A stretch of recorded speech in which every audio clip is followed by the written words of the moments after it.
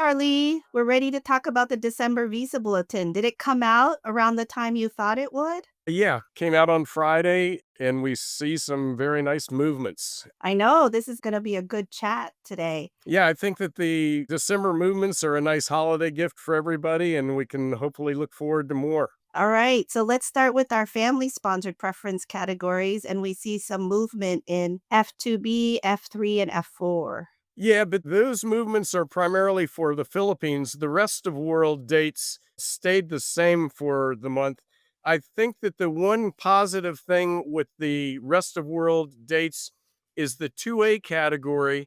The State Department advanced the application filing date into November of 2025, which should be a clear indication that the F2A date will begin to be moving because they moved that date in anticipation of needing to generate additional demand. So even though the December dates did not move, that 2A application date advance is a positive sign. So why do you think Mexico and Philippines advance? Mexico F1 and F2B and Philippines F2B, F3, and F4.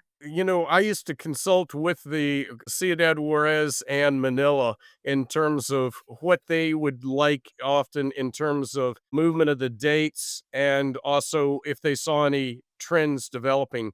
So the State Department's consultation with them may have resulted in this, or it's just possible that the demand is a little lighter than they expected for this point in the year. Okay. And then if we go to our employment-based category, all chargeabilities, EB1 is current still, which is nice. And then EB2, we saw some movement. And then EB3, we saw some movement. So any comments there? I think I'll wait for my comments after we've gone through the India and China as well. All right. So let's move to China. And then again, we see some movement. So some nice movement in EB1, EB2, and EB3. And then for India, we also see some movement. So EB1, EB2, and EB3. Yeah.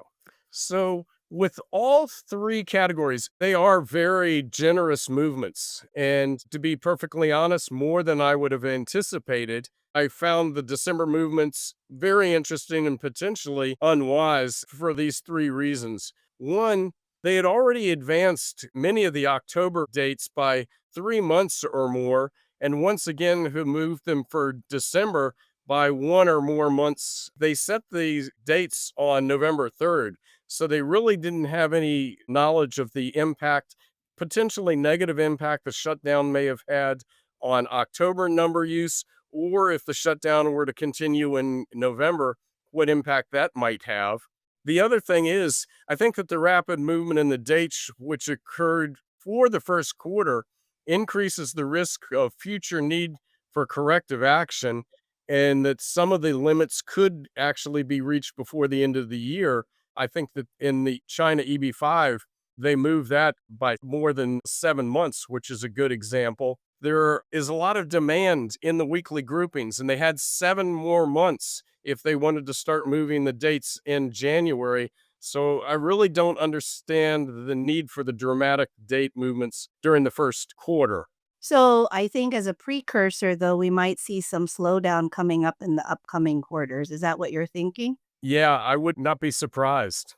Yeah. Well, it's a good, as you said, gift, and we'll take it for now. But don't be surprised, I guess, in the new year if we're seeing some slowdowns or, as Charlie said, some red arrows, which means retrogression. And I don't want people to see these dramatic moves during the first quarter as an indication, to raise their expectations that these will continue in the coming months. Okay. And if we go to dates for filing, chart B, did we see any changes here?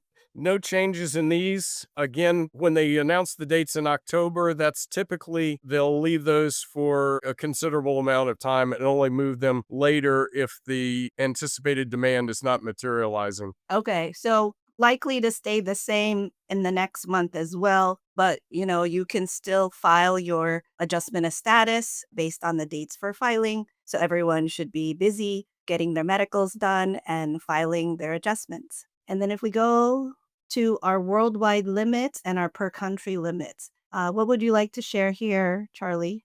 Yeah, I think this is go back to my point where I think things were a little aggressive during the first quarter. If you look at the per country limits, say for China and India, second and third preference category, and as well as first, it's a little over 3,000 numbers for the entire year. For the employment second and third, that's all that China and India can expect. Potentially some fall down from the family sponsored categories.